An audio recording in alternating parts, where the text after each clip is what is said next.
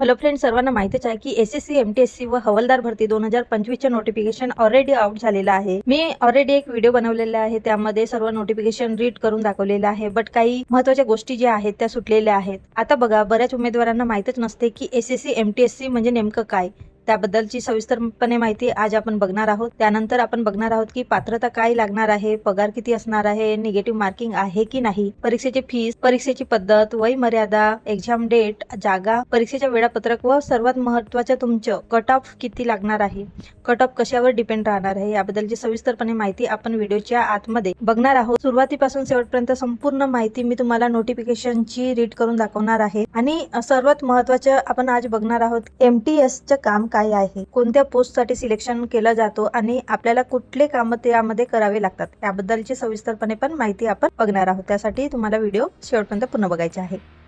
सर्वात महत्त्वाचं म्हणजे एमटीएसचं नेमकं काम काय आहे आणि त्यांना कुठले कामं करावे लागतात आणि त्यांचे सिलेक्शन कोण करतं, याबद्दलची सविस्तरपणे माहिती आज आपण बघूया। कारण बऱ्याच उमेदवारांना माहीतच नसते की एमटीएस म्हणजे नेमकं काय, आणि मग ते फॉर्म सुद्धा भरत नाही आणि घाबरून जातात की त्यांना खूप हार्ड वर्क करावे लागत असतील। असं काही नाही, एमटीएस म्हणजे मल्टीटास्क स्टाफ। आता मल्टीटास्क म्हणजे खूप सारे वेगवेगळे कामं जे नॉन टेक्निकल लेवलचे असतात, ते कामं त्यांना करावे लागतात। आणि एसएससी एमटीएस म्हणजे ही परीक्षा जी आहे ती सरकारच्या विविध विभागांमध्ये किंवा कार्यालयामध्ये ग्रुप सीच्या लेवलमध्ये घेतली जाते आणि त्यांना कार्यालयीन कामे किंवा ऑफिशियल कामे, जसं ईमेल शॉर्ट करणे, कागदपत्रे सांभाळणे, अशा प्रकारची जी कामे असतात, जी नॉन टेक्निकल असतात, ती कामे त्यांना करावी लागतात। म्हणजे खूप इजी काम त्यांचे असते आणि त्यामुळेच त्यांना 10वी पात्रता इथं ठेवली जाते आणि 10वी उत्तीर्णच उमेदवारांना इथं घेतलं जाते। दुसरं महत्त्वाचं पॉईंट आहे की आपली बेसिक सॅलरी किती राहणार आहे एमटीएस करिता आपण बघणार आहोत।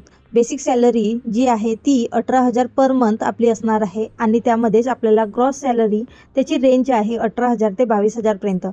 आपल्याला इन हँड आपल्याला 16,915 ते 20,245 पर्यंत आपल्या हातामध्ये आपल्याला सॅलरी मिळणार आहे। कारण काही अलाउन्सेस असतात किंवा डिडक्शन असते, ते ॲड करून किंवा कट करून आपल्याला आपली जी बेसिक सॅलरी आहे ती 20,245 पर्यंत आपल्याला इन हँड मिळणार आहे। तर ही चांगली जॉब ऑपॉर्च्युनिटी तुमच्यासाठी आहे। तुम्हाला फक्त मराठीमध्येच एक्झाम द्यायची आहे आणि महत्त्वाचं म्हणजे एकच एक्झाम आहे, त्यामुळे तुम्ही नक्की हा फॉर्म भरा।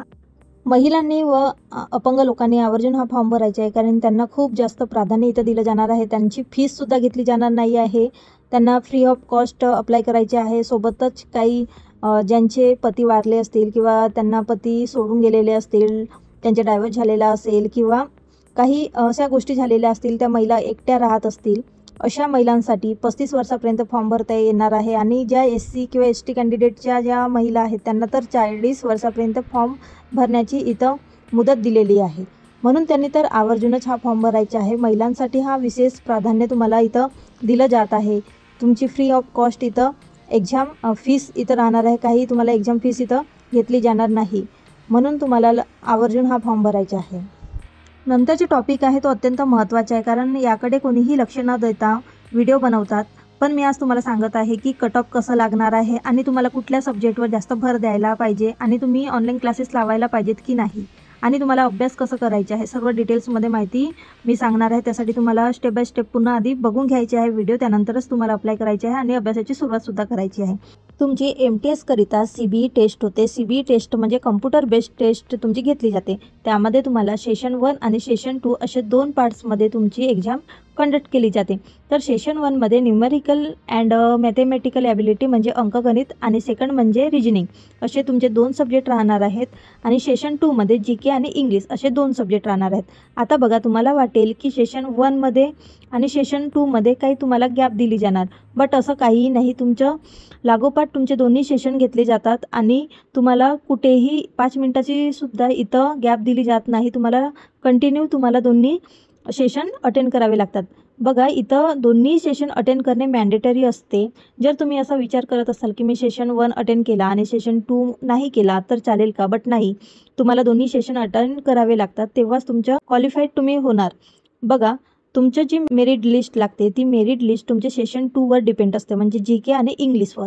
जरी तुम्हाला अंकगणितमध्ये किंवा रिजनिंगमध्ये काही प्रॉब्लेम येत असतील, तुम्हाला जमत नसेल, तरी काही घाबरायची आवश्यकता नाही, कारण तुमचं GK आणि इंग्लिश जर प्रॉपर असेल तर तुम्ही इथं क्वालिफाईड होऊ शकता.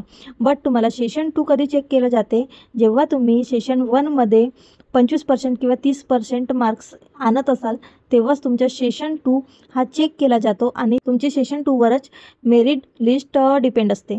तर अशा प्रकारची जी एक्झाम कंडक्ट केली जाते, सेशन 1ला तुम्हाला 45 मिनिट दिले जातात, सेशन 2ला 45 मिनिट दिले जातात. अशा प्रकारचे 90 मिनिटाची तुमची एक्झाम कंडक्ट केली जाते आणि तुम्हाला क्वालिफाईड मार्क्स तुम्हाला घ्यावे लागतात. सेशन 1 मध्ये क्वालिफाईड होण्याकरिता जे ओपनमध्ये कॅन्डिडेट असतात त्यांना 30% मार्क्स घ्यावे लागतात व OBC EWS वाल्यांना 25% इथं मार्क्स घ्यावे लागतात. त्यानंतरच ते सेशन 2 मध्ये क्वालिफाईड होतात. MTSच्या वयाबद्दल मी ऑलरेडी सांगितलेलं आहे की मिनिमम 18 वर्षे आणि मॅक्झिमम 25 वर्षे ज्यांचे वय असेल त्यांनी इथं फॉर्म भरायचे आहे आणि हवालदारकरिता 18 वर्षे ते 27 वर्षापर्यंत त्यांचे वय असेल त्यांनी फॉर्म भरायचे आहे.